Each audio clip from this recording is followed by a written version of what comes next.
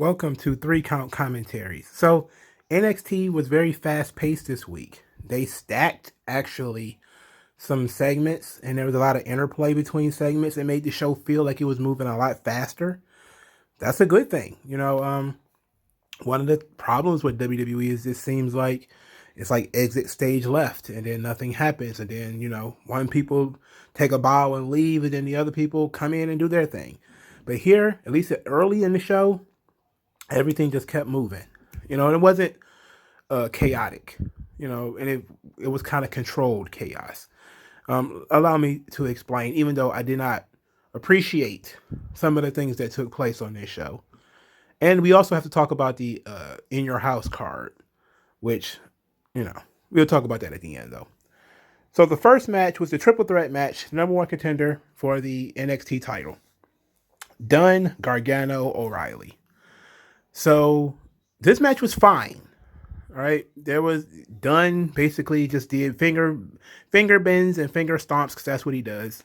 That's pretty much the limit of his offense now, is that he stomps hands and bends fingers. That's pretty much all he really does. There was a lot of super coordinated moves and super coordinated spots, like the double dragon screw leg whip and the double finger bends and a bunch of other shit that you probably know that was Johnny Gargano's idea. But the match was solid. I really didn't have a winner going in. I thought maybe it would be Gargano because of his feud with Cross. But then they had Adam Cole interfere and hit everybody with chairs. So Adam Cole comes in, hits everybody with a chair, knocks everybody down, and the match is just over. It's over. Like, everybody's down, and the match just ends. And I'm just kind of like, what? The match just ends. So William Regal comes out there to stop Adam Cole from doing whatever it is he's doing. He's out there breathing fire and kicking guys and punching guys and doing way too much. And Regal and security is trying to kick Adam Cole out of here. Now, for the sake of clarity, I'm going to talk about everything at once.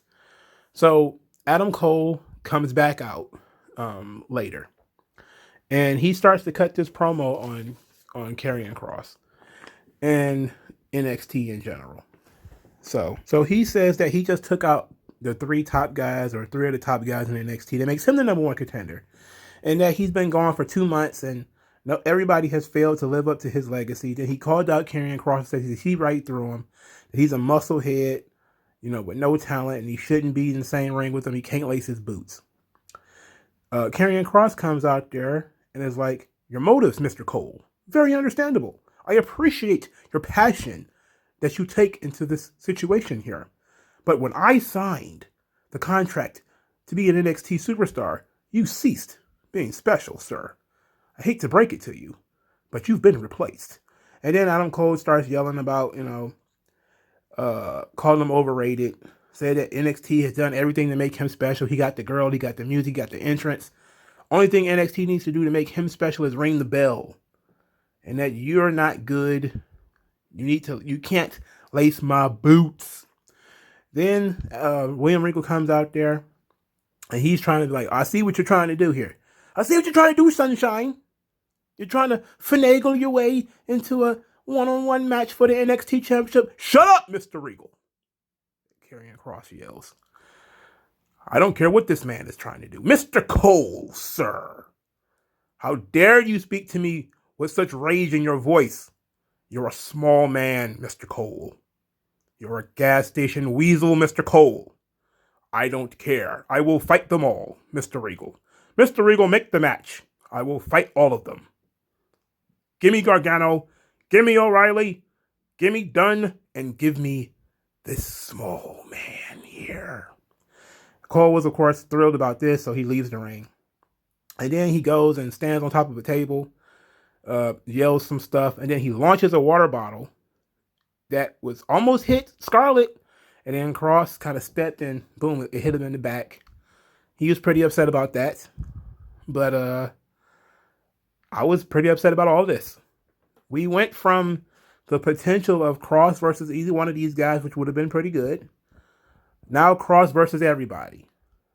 And I'm like, how could shit have gone to the pits so quickly? How did this happen? How did we go from, hey, this would have been a fun match? Either one of those matches, Cole versus Cross, or Gargano versus Cross, or Dunn versus Cross, all that would have been cool. We get the worst possible option, which is literally everybody. And then, of course, you have to ask the question, if all you had to do was just show up and say mean things about Karrion Kross and you get a title shot, why doesn't he fight everybody? Why didn't everybody just do that? There needs to be some structure, some fucking order here. Now, I don't even want to. Stupidity of having this match end in a no contest is frustrating as hell, and it's just, it shows that NXT just refuses to make. I don't want to say make new stars, because they're trying. They're constantly making new stars. WWE is constantly taking them. The issue is they are skittish about what to do. Maybe they're saying these guys one-on-one are no threat to Cross, that he should theoretically crush any one of these guys in a one-on-one match. Okay, fine. If that's how you feel, fine. That just means you need to have bigger contenders. That means you need to probably give a guy like Loomis a shot. I'm not saying that I'm not campaigning for Loomis. I'm just saying that if the problem is that these guys are small and that he should run right through them, then you need to get bigger guys. It means you need to do a better job of recruiting talent. But the issue here is that they just cannot get away from these same guys. All of these guys have been in title picture within the last year. Every last one of them. And it's like, why can't we move on from Gargano and Cole and O'Reilly? Why can't we move on from these guys? I just don't get it. I don't get it. Adam Cole was gone for 2 months, came back, and immediately got a title shot. He didn't even have to beat anybody. He didn't even have to wrestle anybody. And look, stars get treated differently. I'm a big proponent of that. But I'm on the tip now where, because it's a fatal 5-way, I'm fucking mad. This is stupid. They should have done a tournament. You still got 2 weeks. Now you got 4 contenders when you only had 3 before. You should have made Adam Cole, hey, you got to wrestle somebody tonight. Then, the other 2 are going to come back out here. They're going to wrestle. And then the winners are going to wrestle next week. And the winner of that match is going to fight Karrion Kross In Your House. Done and done. He wants to fight everybody. Like, no. We're not doing that. Because now you have everybody in the back pumping iron like, yo, all I had to do was go out there and say he was overrated and call him a musclehead. Well, I can do that. I go out there and talk about how I want to bend Scarlett over the sink. If that he want to defend the title against me now. Like, you have to be smarter than that. That's stupid. And I know I'm probably the only person in the world that's upset about this. Because I saw everybody like, oh my God, this match is going to be fire.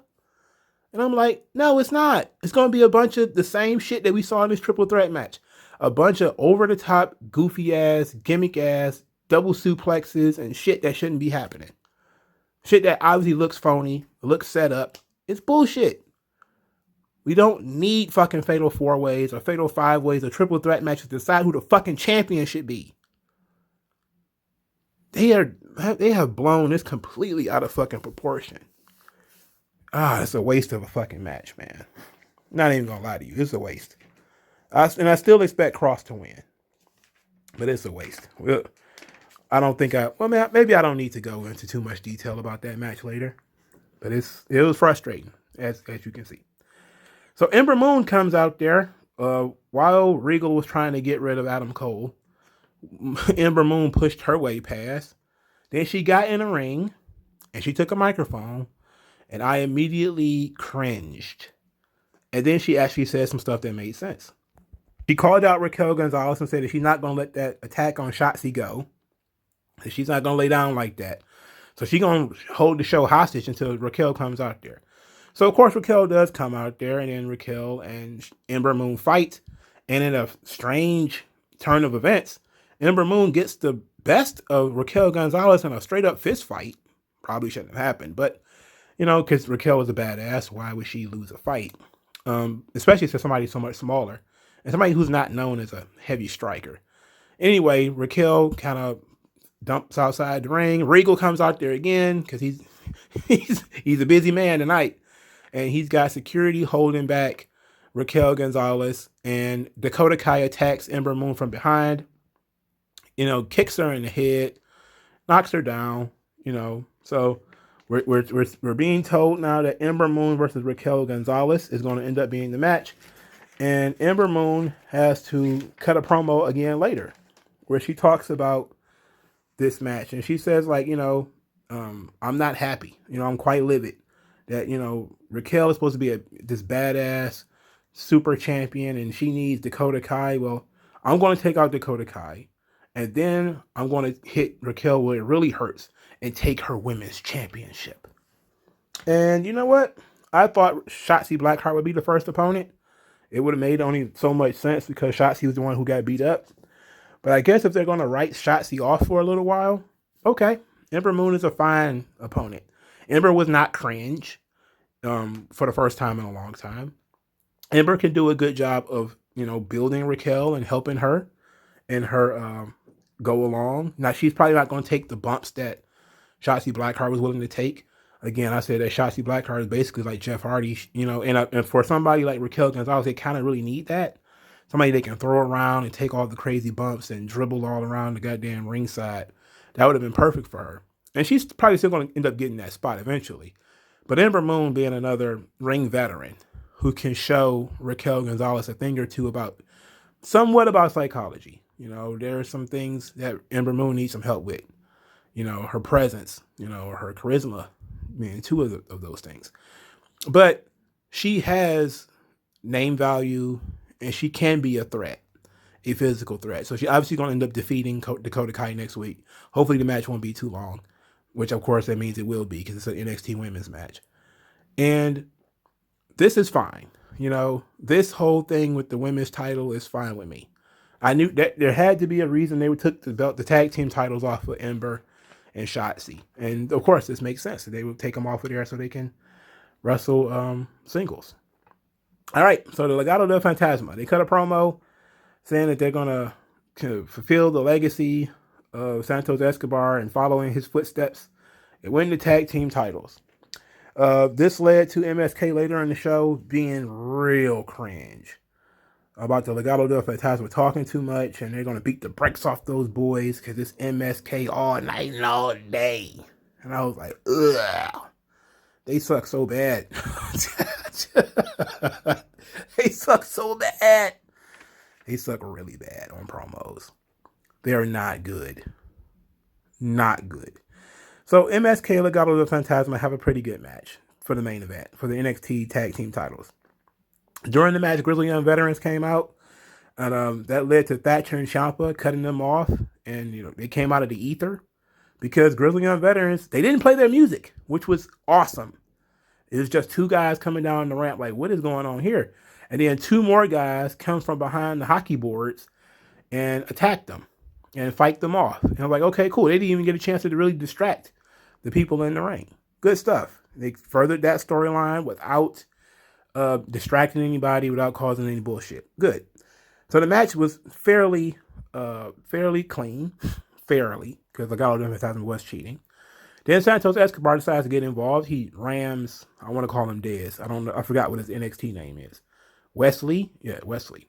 He drams Wesley's head into the steps and throws him back into the ring. Legado del Fantasma look, they're about to win. Then Nash Carter saves him at the last second. So Santos Escobar is like, ugh, that didn't work. And then here come tumbling towards him is Bronson fucking Reed, who then crushes him against the hockey boards. Checks him against the hockey boards. Just crushes him. And poor Santos Escobar, he became a melted taco outside the ring. And it was so sad. It was disturbing because his gold suit was ruined by Giant Thick Boy. And then it's led to MSK winning. So MSK wins clean for the most part with their finish. And it was the right decision. Again, I want Escobar, and Jeff Jarrett, who works backstage in WWE, has said that essentially that Santos Escobar is on his way out. So that means that he's probably going to wrestle in your house against Bronson Reed, and that's likely going to be his last run in NXT. And after that match, he's going to be gone. Good. Just get it over with. Let's just get it over with, dog. Escobar is going to have to try to help Reed find some charisma, find some personality or something. Reed right now is just a big guy. He needs something. But Escobar was really good. Legado del Fantasma was really good. MSK is real cringe. They need help. They need like a manager or something. They need like a mascot or something. Like the Hardy Boys were instantly increased when Lita was with them, right? Like, even though Lita didn't like on their behalf, because the Hardy Boys never really good promo when they were in the Attitude Era. But there was something about it, like you just had Lita with them, they just had a very unique look. They need and there's only one woman I can think of, and that's Shotzi, that can hang out with them. And she's cringe too. So they probably need to have another woman. They need somebody else. But they need somebody like a stabilizing force, like a manager, a mature voice, or either a mature man to keep them, to talk for them, or another young woman that's in the group that's similar to them that can add charisma to the group. Women are just really good with charisma if it's done right, because people are naturally going to be attracted to them because of how they look. So there's probably some women in backstage that you could put with MSK as like a third member of the team or something like that, and add some personality to this group, and so they won't be so cringe. They're like cringe college students. It's the shits. Jesus, it's bad. I know I'm probably being a little bit brutal, but fuck. No wonder TNA had them sitting in a dark room for 2 fucking years doing stoner That 70s Show promos. This shit sucks. They gotta get it together, dog. Okay. So let's go back to the beginning of the show. We got LA Knight versus Jake Atlas. So LA Knight comes out there, and he talks about Ted watching as he dumps the half-wit Jake Atlas on his head, and that he's the only man worthy of being able to carry the $1 million legacy. So Ted DiBiase comes down there to watch, and as LA Knight has a surprisingly competitive match with Jake Atlas. And then Cameron Grimes comes out there and is like, they talking business. They're doing a millionaires conference over here. And he's like, are you sure this guy's up to snuff to be the $1 million man, to be a $1 million champion? You see this guy? And LA Knight is showing off. He's trying to show off his skills, and he's not taking Jake Atlas completely seriously, and then he loses. He loses to a rainbow DDT off the top rope. And I was substantially less interested in whatever it is they were planning to do in your house. And then, of course, it was announced. So later, Ted DiBiase talked about LA Knight dropping the ball and said, look, you gotta, Grimes has proven himself to be a man of brawn and brains. And that's what you got to be to carry the $1 million legacy. You got to be a man of brawn and brains. And having him just lose to Jake Atlas was not a good look. That was not a good look. And I don't care if it was a story that, he was distracted, yada, yada. There's something to be said about momentum, right? Like, you put this guy in this storyline, and he's being looked at to be the next $1 million champion or whatever the case may be. Why would he even be having competitive fucking matches? He should just been killing people. No, that's not his character, I'm sure. I know, but he could have showed off and beat up some job guy from 205 Live or something and beat him in 2 or 3 minutes, looked really impressive, and that was it. Why did he even need to wrestle a competitive match, let alone lose? What sense does that make? So now what? He's going to wrestle Cameron Grimes for the legacy of the $1 million title. He just fucking lost to Jake Atlas. So now what? Why don't Jake Atlas become the man who's got the $1 million legacy? Considering he beat both of them, didn't he? He beat Cameron Grimes, didn't he? So why is he getting overlooked? He should be the guy in the fucking storyline then. Ted DiBiase should say, well, Jake Atlas is the guy that's going to carry the $1 million legacy. I don't see why not. He's the one winning fucking matches. So this is dumb. This is poor booking 101. I mean, they asking me to pay for a match where both of the guys have lost to fucking Jake Atlas. And even if let's say my memory is faulty and Cameron Grimes actually did beat Jake Atlas. If that's the case, then I for sure remember what I just saw 15 minutes ago, and fucking LA Knight lost to Jake Atlas. So neither one of them has much fucking momentum going into the show. That's just bad. It's just bad looking, man. That's fucking stupid. It was better off just being a disqualification than going through all of this. So, Candice LeRae and Indy Hartwell. Candice LeRae is upset that Poppy is being talked about and she's coming to NXT again. She doesn't like that. Indy Hartwell has her Beats by Dre headphones on and she's blasting 80s power ballads because she's upset that she cannot find Dexter Lumis. And her and Dexter Lumis are going through it. And she doesn't know what to do. So Candice LeRae takes her headphones and just tosses them. Fuck her headphones, I guess. She's rich, she'll buy some more, right? That's just kind of how they work, right? So later, Dexter Lumis picks up the headphones and puts them on, and we see that there's a tear streaming down his face. This is insane, bro. They got Dexter Lumis, the cold-hearted serial killer guy, with a broken heart, and he's weeping on TV. What the fuck? What the fuck? Why, bro? Look, if I was taking this seriously, I'd be mad. But Indy Hartwell and Dexter Lumis is absolute retardism. I mean, it is what it is. Index is pure retardism. Later, Candice LeRae and Indy Hartwell defeated Zoe Stark and Zeta Ramir.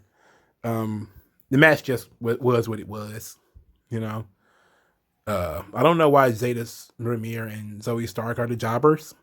Why they couldn't just pick other jobbers? Like, you got to have people in back there who are not doing anything. And you're not occasionally pushing them. Like, Zoe Stark is occasionally being pushed. Right?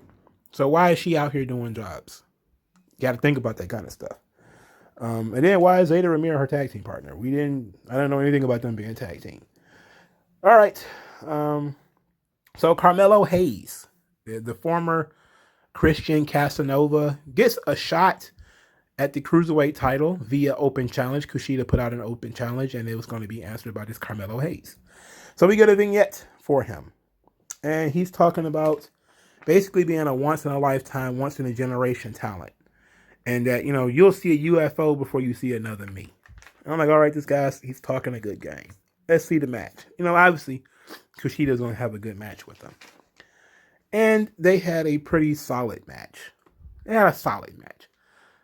was impressive, sure. But a lot of the stuff that I don't like about AEW was very prominent in the Carmelo Hayes. Even the Jim Cornette pet peeve of the head palm shoot off. I saw 2 or 3 of those. But I saw a lot of things that I didn't like. An emphasis on moves. For instance, he's a move guy, and he was doing a lot of he's very athletic. But I didn't go through and copy down all the moves he was doing. And but I did see the springboard leg drop, that he did the leg drop backwards, and that was pretty sweet. I thought that was cool. But wrestling is about more than moves. It's about intensity. It's about selling, and his selling was okay. His intensity was okay. His look is fine. He's a pretty solid guy. He's not a beanpole. He's not super skinny. He's not big. He's about a solid for a guy that's in wrestling today. He's not ripped to shreds or anything like that, but he's a good wrestler in size. Bit of a high flyer, a lot of kicks. I didn't hate him, but I've kind of felt like, okay, he felt very indie to me. And they need to get that shit off of him. But for a first match, it was fine, So can't really say nothing bad about him.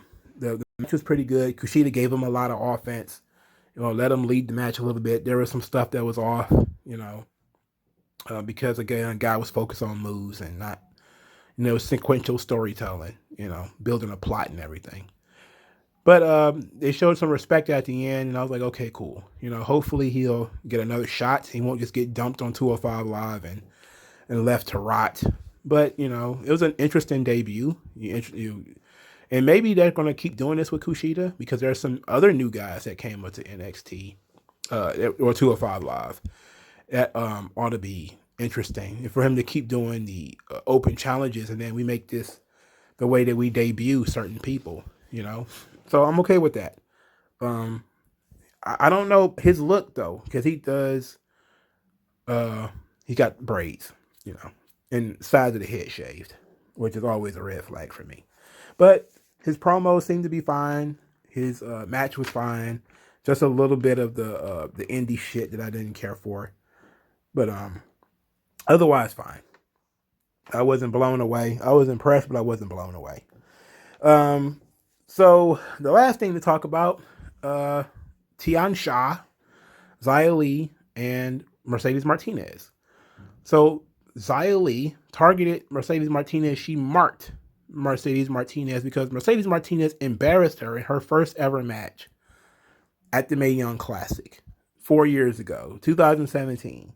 And they showed clips of, Mercedes Martinez shaking her hand and then wiping her hand off. And, disrespecting her. And basically she bullied her when she was in her first match. And she says, like, now she's a true warrior. And she's not the same person. She is going to hurt Mercedes Martinez. Because Mercedes Martinez disrespected her family. It will not happen again. So then Mercedes Martinez says, well, yeah, I understand that, you're not the same person that you were 4 years ago. Neither am I. You're a warrior now. That's great. But you're just in the way of me winning that title back. And as far as you marking me is concerned, I've been marked my whole career, chiquita. And I was like, okay, cool. I'm interested in this because nobody's on TV losing. So I'm thumbs up. It's the only fucking match on the card, pretty much, or the pay-per-view card that doesn't feature somebody who just did a job. And Bronson Reed. But Santos Escobar did just do a job. He did one for Kushida. And so far it's the only match on the card that doesn't feature people doing jobs. And it's probably going to be the opener. Mercedes Martinez and Xia Li. And you know what? I'm perfectly fine with them putting Xia Li on the takeover card. I think that, it's a good time for it. She's been on the roster for a long time and she hasn't worked the takeover. I say go for it. I think Mercedes Martinez is a great opponent, as far as, helping her along in her learning curve. And it's been slow, but Xia Li is finding her place. And she's the next one. She's the next one, dog. They give her the right opportunity at the right time. I can buy her beating Raquel Gonzalez, but you want to put some more effort into that. Like, we're going to have to see her destroy some higher level people. Mercedes Martinez is a good start. When she gets up to, putting the boots to like Io Shirai and, Candice LeRae and all of them, then we'll be fine to have her dethrone Raquel Gonzalez. But that's then, this is now. All right, so NXT was pretty fast paced. I'm still very angry about some of the booking decisions that they've made. But other than that, the show was very solid. Let me know what you guys think. Like this video, share this video, subscribe to the channel, donate to the channel. Thank you guys for your time, and I'll talk to you guys later.